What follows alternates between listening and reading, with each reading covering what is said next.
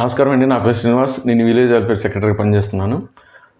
రాష్ట్ర ప్రభుత్వంలోని కొత్త పెన్షన్లు అనేవి పంపిణీ చేయడానికి వారి యొక్క పేర్లు మా లాగిన్లో వచ్చాయండి. ఎవరు ఆ కొత్త పెన్షన్దారులు, అసలు ఏ విధంగా వచ్చింది, పెన్షన్ తీసుకునే ముందు వాళ్ళు చేయాల్సిన పని ఏంటి, సో ఇలాంటి డీటెయిల్స్ కోసం ఈ యొక్క వీడియో చేయడం జరుగుతుందండి. ఇంకా ఎవరైతే ఈ వీడియో చూస్తూ ఛానల్ సబ్స్క్రైబ్ చేయలేదో ప్రతి ఒక్కరు కూడా సబ్స్క్రైబ్ చేసుకోవాల్సిందో కోరుకుంటున్నాను. అలాగే లైక్ అండ్ షేర్ చేయడం వల్ల ఇన్ఫర్మేషన్ అనేది 10 మందికి షేర్ అవుతుందండి.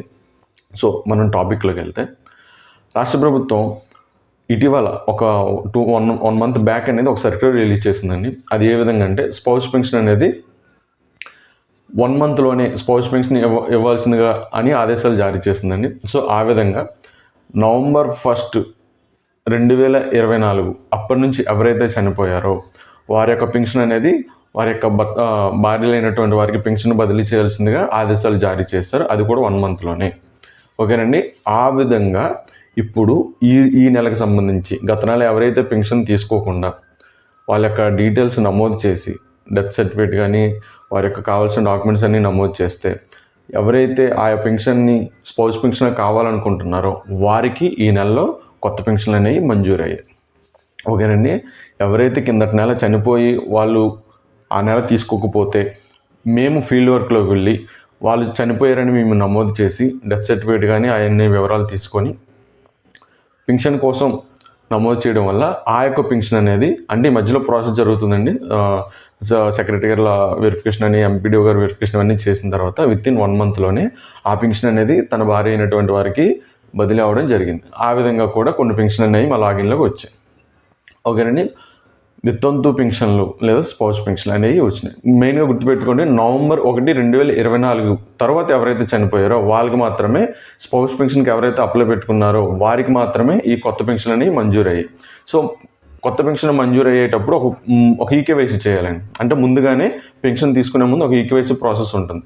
ఎవరైతే మీ గ్రామంలో పెన్షన్ పంపిణీ చేసే అధికారులు ఉంటారో అందులో వెల్ఫేర్ లాగిన్, అంటే మీ పెన్షన్ పంపిణీ చేసే అధికారులు ఒకరైనటువంటి వెల్ఫేర్ లాగిన్లో మీరు ఈకేవైసీ ప్రాసెస్ చేయాల్సి ఉంటుంది. అంటే పెన్షన్ కన్నా ముందే మీ యొక్క అథెంటికేషన్ తీసుకుంటారు. ఈ పర్సన్ లైవ్లో ఉన్నారు, ఈ పర్సన్ యొక్క డీటెయిల్స్ అన్నీ ముందుగానే నమోదు చేసుకొని మీ యొక్క అథెంటికేషన్ కంప్లీట్ అయిన తర్వాత మాత్రమే పెన్షన్ అనేది ఇవ్వడానికి అవకాశం ఉంటుంది.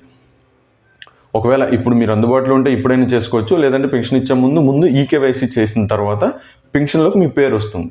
ఒకవేళ ఈకేవైసీ చేయకపోతే మాత్రం పెన్షన్లోకి మీ పేరు రాదు. సో ఇది ప్రతి ఒక్కరు కూడా గమనించాలండి. మాకు నిన్న చాలామంది వచ్చారు, ఆ 1 మంత్ బ్యాక్ వాళ్ళకి వచ్చేసిందండి, మాకు ఇంకా రాలేదు అని చెప్పారు. చాలామంది 2-3 వచ్చి అడిగారు మా ఆఫీస్కి వచ్చి. మేము క్లియర్ కట్గా చెప్పాం. ఆల్రెడీ ఒక జీవో కూడా ఉంది, మేము సర్క్యులర్ కూడా ఉంది.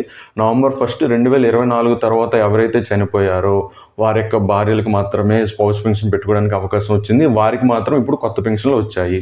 మిగిలిన వారు ఏంటంటే, ఎప్పుడైతే కొత్త పెన్షన్ల యొక్క వెబ్సైట్ కానీ పోర్టల్ కానీ ఓపెన్ చేస్తారో అప్పుడు మాత్రమే వాళ్ళు పెన్షన్ పెట్టుకోవడానికి అవకాశం ఉంటుంది.